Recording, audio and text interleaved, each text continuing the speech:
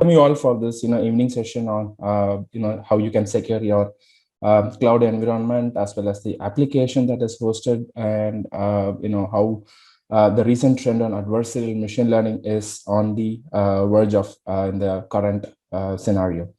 Myself, I'm been with the security industry for the last 11 years.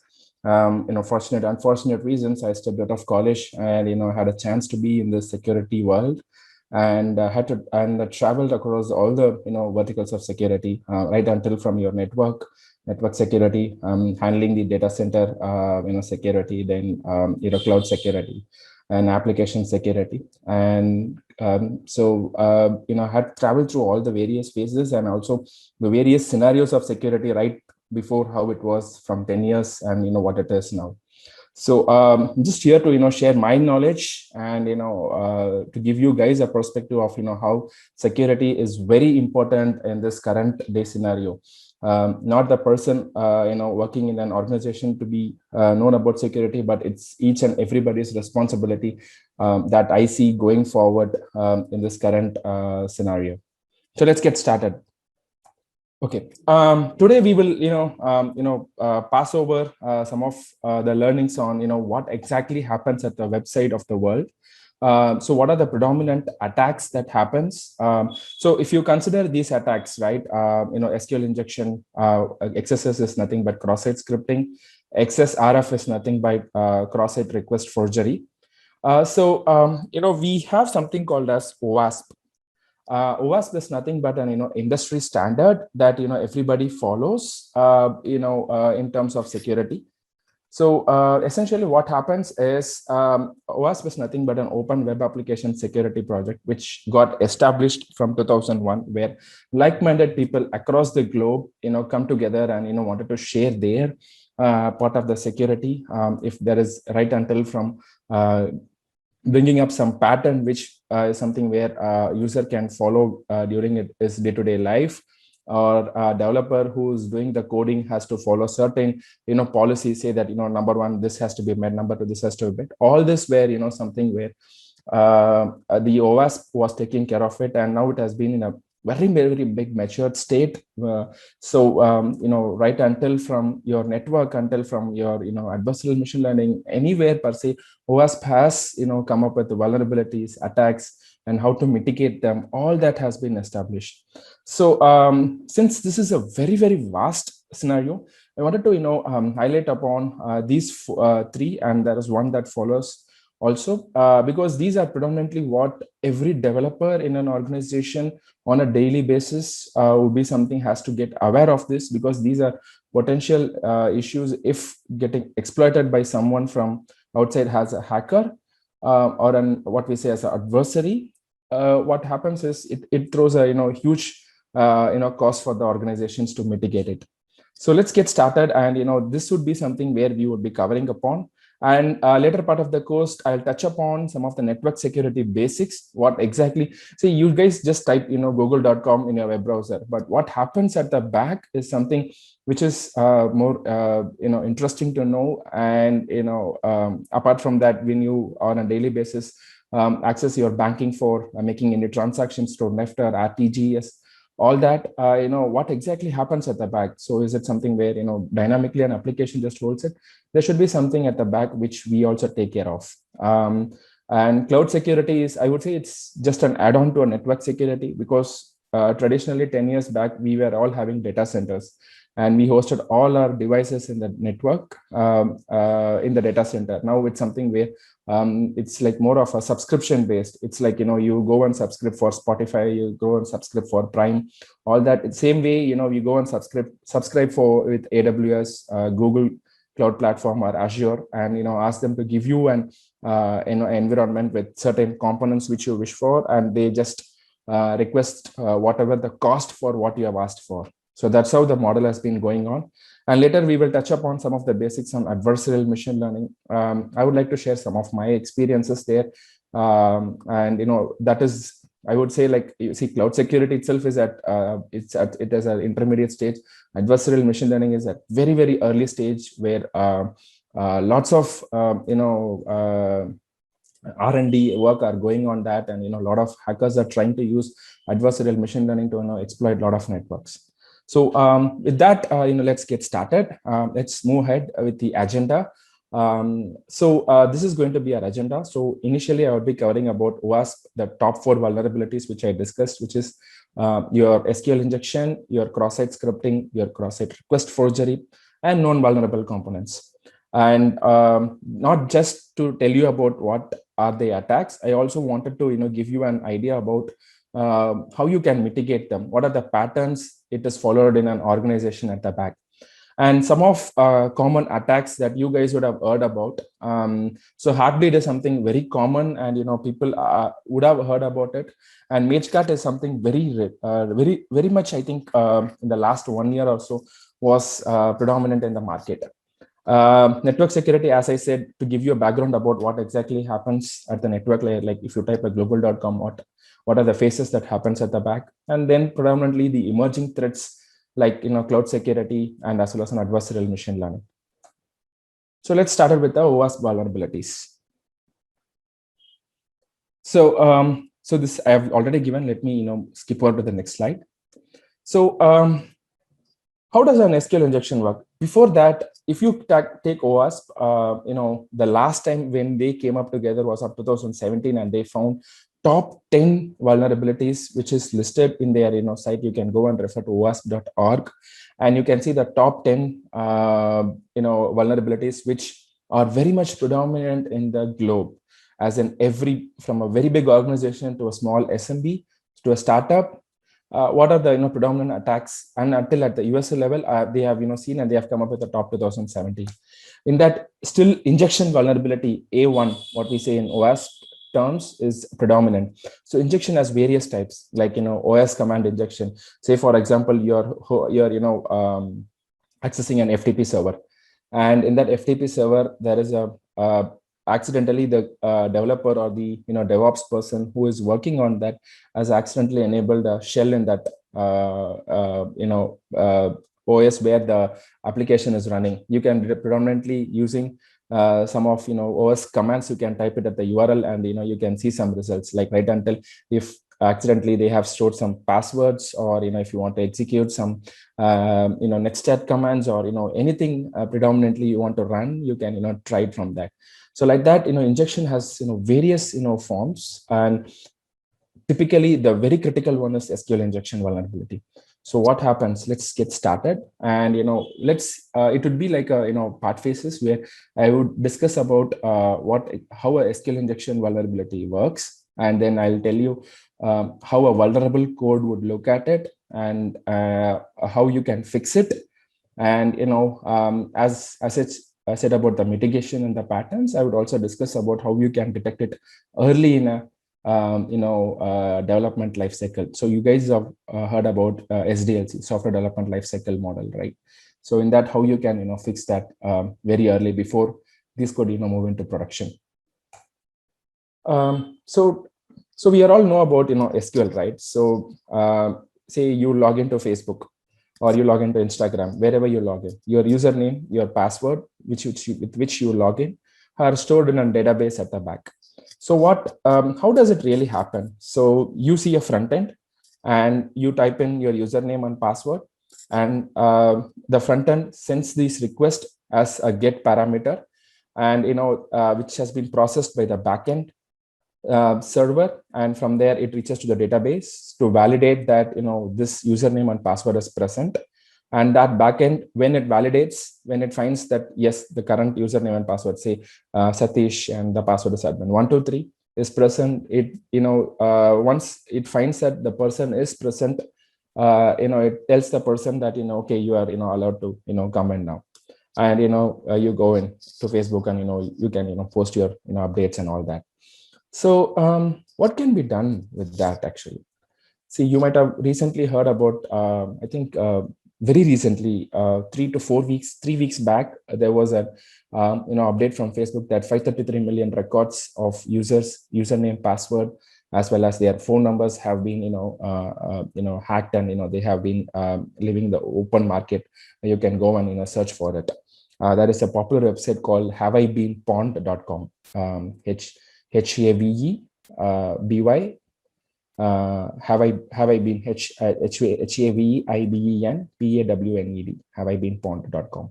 You can go and search for your email address whether you have been, your username and password for that email address is being is in the wild or not, so that you can check it. So what exactly happens here?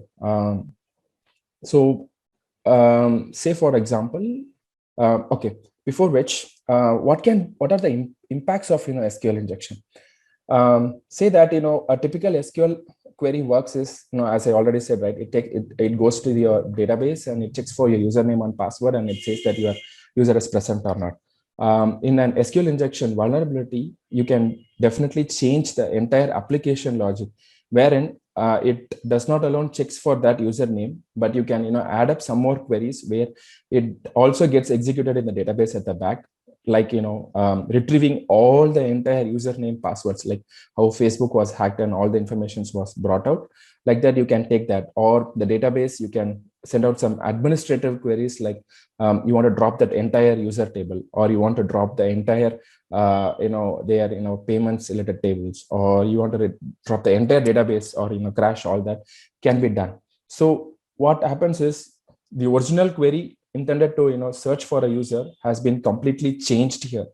And see, according to us, phone number or your Aadhaar card is a sensitive data. So see, I don't have any privilege to know about someone's Aadhaar card or something. So those database, those informations are stored in the database, and with that right query, you can get all those informations back.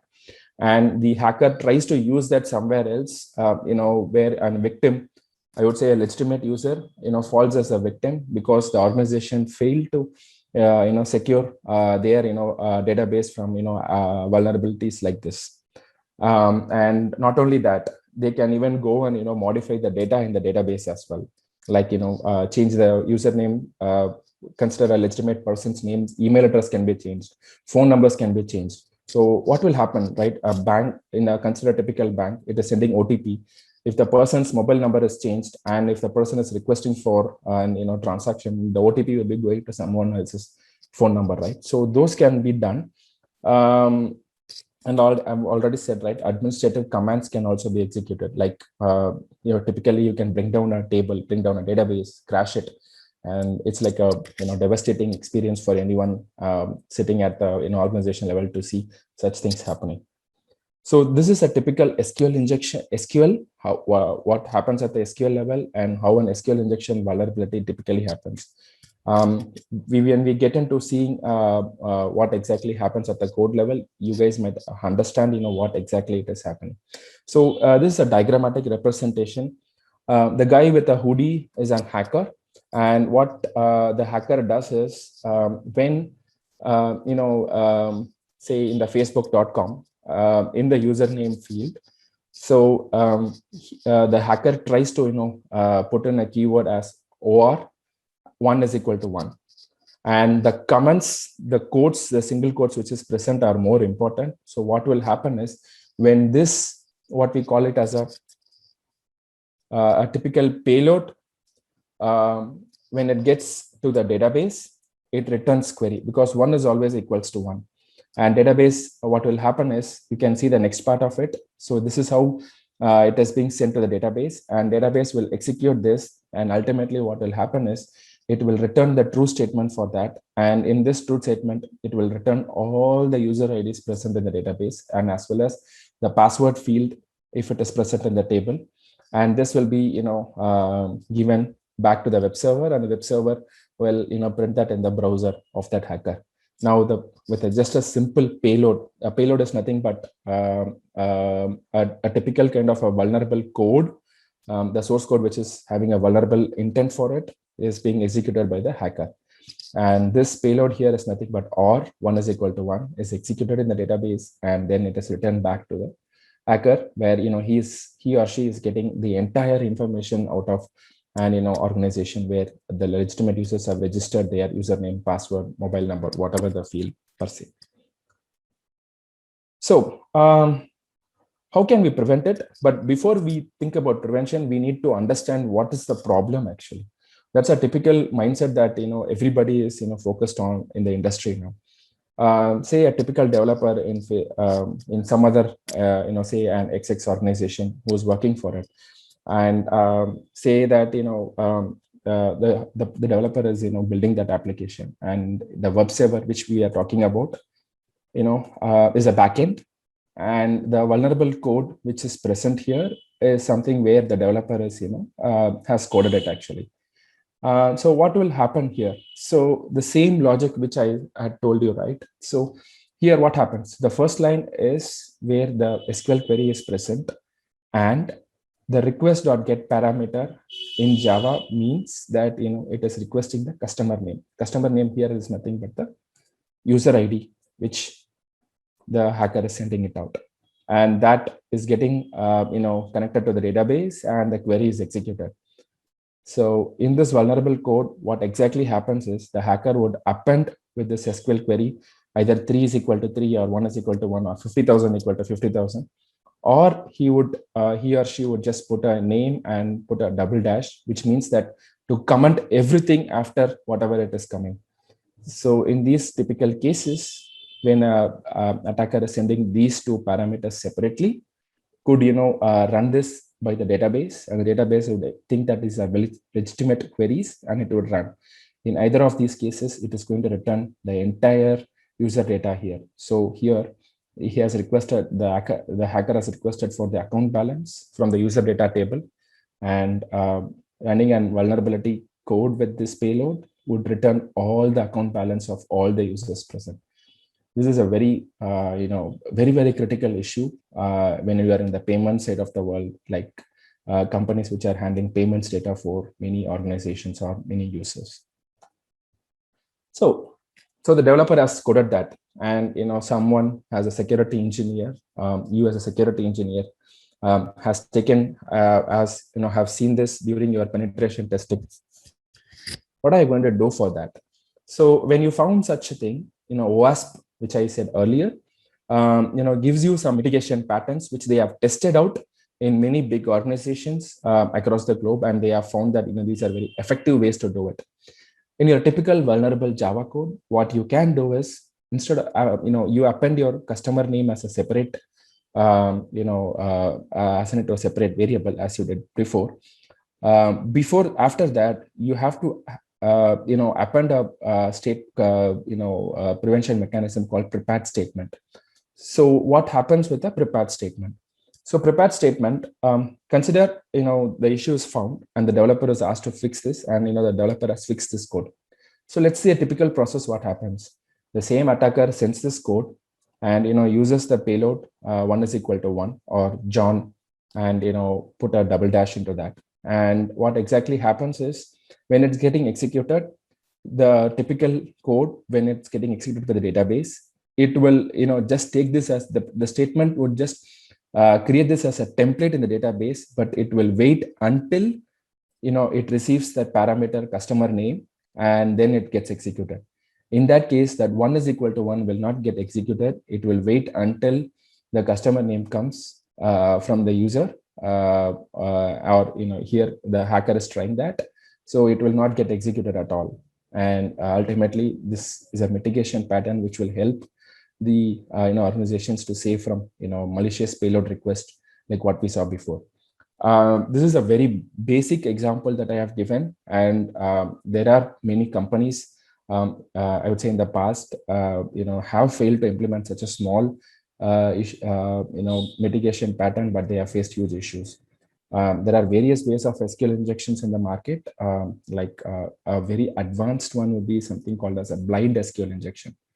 For now, let's stick to this, and this is a legitimate pattern, and we have to follow it when you are doing your development work. So let's get into the next set of vulnerabilities. Next, we are going to focus about something called as cross-site scripting. More than SQL injection, cross-site scripting is more of a user-based attack, and it's very predominant as well, like SQL injection.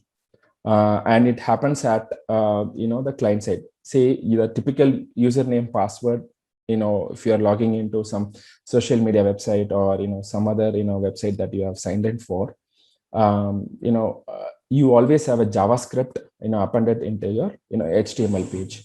In a typical JavaScript page, what you can do is with XSS, you can inject malicious request into that JavaScript, and you can once it is the server renders it into the victim's browser. Victim here is like users like you and me who are accessing that website, can run this JavaScript right when you just start typing, say that abcd.com, and that abcd.com's HTML page has a cross-site scripting vulnerability present.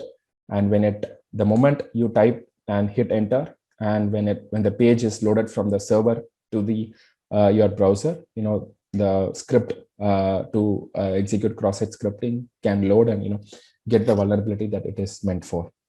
Let's take at some of the common attack vectors that are cross-site scripting uses actually. So the attack vector here I have mentioned already is in a typical HTML page, we have JavaScript embedded into that. And consider a typical JavaScript page where in an HTML you can use you usually use script tags actually to write your JavaScript events and JavaScript code, and then that gets executed when your page loads actually.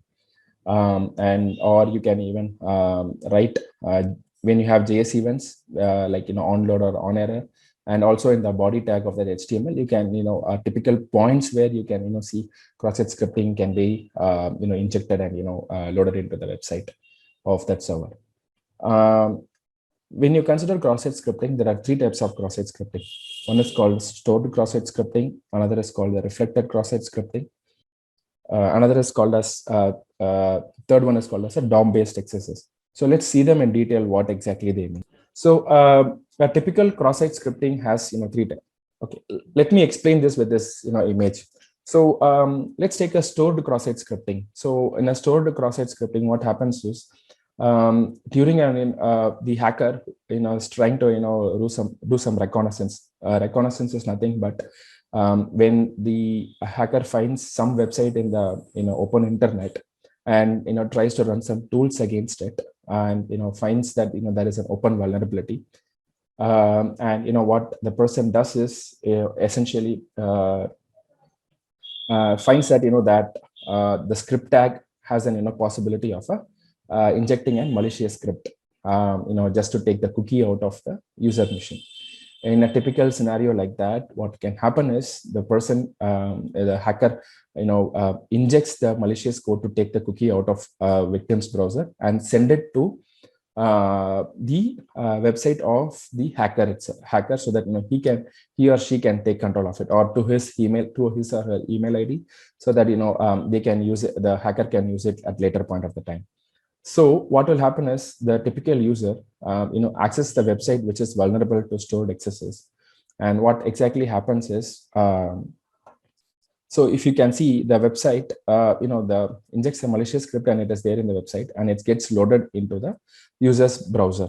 And once it gets loaded into the user browser, it takes out the document.cookie, and from that machine, it sends this cookie to the attacker's machine. And every time any users who have registered for that organization uses that web page, their web browser is loaded with this cross-site scripting vulnerability. And essentially what happens is, like for example, if there are 1,000 users registered for it, and when the 1,000 users in a typical span of week, loads their website, they essentially can get this vulnerability exploited in their browser, and with that they can send this their cookie, whatever they have stored in their browser, to the attacker's destination.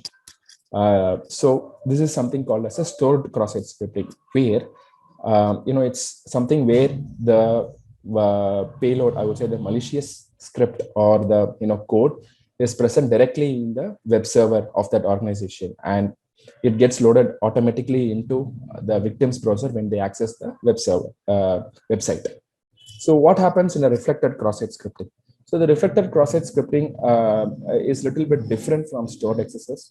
What happens here is the user who's trying to access the website, through any kind of, phishing or, luring them into, clicking on some malicious links, the hacker can, take control of their browser. And what will happen is when the user is, accessing the website, when the user is accessing the website in the HTTP request, the attacker can send out malicious codes, and that can get reflected directly from the web server. In a typical scenario where the HTTP request which is sent to the web server, it would the attacker would append something to get some informations out of the web server, and those can be reflected directly back in the browser itself, and that is something where the hacker can take control of it and perform some malicious actions. The DOM based is something not different from reflected cross-site, but this exactly happens at the document object model, which is typically a JavaScript notation in a typical browser actually. So and the source could be from an untrusted source, and if say the user has logged into a Gmail account, or some other I'm taking example as a Gmail here, but any other organization's account, and has left it open. These are very much unsafe ways where the hacker can take control of the environment and can perform mitigation patterns. And the DOM-based accesses are something where it is very much difficult to mitigate as well as find from an organization's perspective, because they are sometimes foolproof to firewalls or web application firewalls and all that. So it's a very advanced technique, and it's very difficult to mitigate as well as find as well. Okay, let's take it a typical example of how a cross-site scripting can be prevented. So this is a typical HTML page where the parameter is requesting a query, and in the body tag we have something called as an input field, and the value is the name. So where you submit the name, and this gets into the web page and it gets executed. So in a typical cross-site scripting, what will happen is the input value field will have something like a script tag, onload, alert, XSS, and the source is a valid.js.js and the script. So this is a typical malicious script that can the hacker could impart it as a stored or a reflected XSS. And what will happen is when say consider here as typical stored XSS. And what will happen is when the user tries to open this page with this code as a malicious script, the moment when it loads into your browser, it says it throws a small dialog box which mentions XSS actually, because you have mentioned the alert tag here, and the message you want to print to us XSS. So how can you mitigate this? So as I already said, right, OWASP has very big good patterns for that. So in the same HTML page, while the developer is developing this content, what they can do is there is something called as ES API encoder in OWASP, and that ES API encoder can be used for various mitigation patterns of XSS. So one such pattern is to check for HTML attributes while there are input fields. Predominantly XSS happens when there is an input field in your front end. So wherever you find there is an input field, those are the fields where you need to check for or I would say have some validation patterns so that you can prevent cross-site scripting attacks. So here you can see encode.for HTML attribute and name.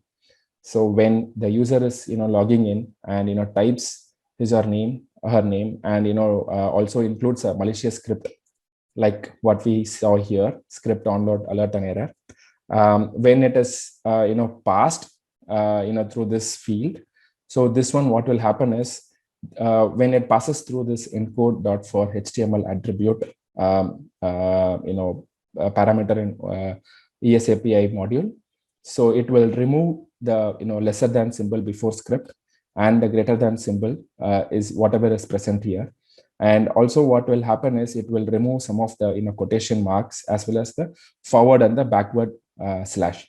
All this would be something renamed to. So I think for lesser than symbol, I think it's %20, and for forward backward slash, it's %23, I guess. So all those would be renamed, and essentially what will happen is this script would be it would be nullified, and even when it is loaded into your browser, it will not execute. So typically, I've just used an on just to print a message here. Here, you can change it to take the cookies out of the browser, and all that can be performed here. And those will not be nullified if you are going to use this ES API encoder module in OWASP. These are all open source. These are available in the internet. You can search for this and you can get this information.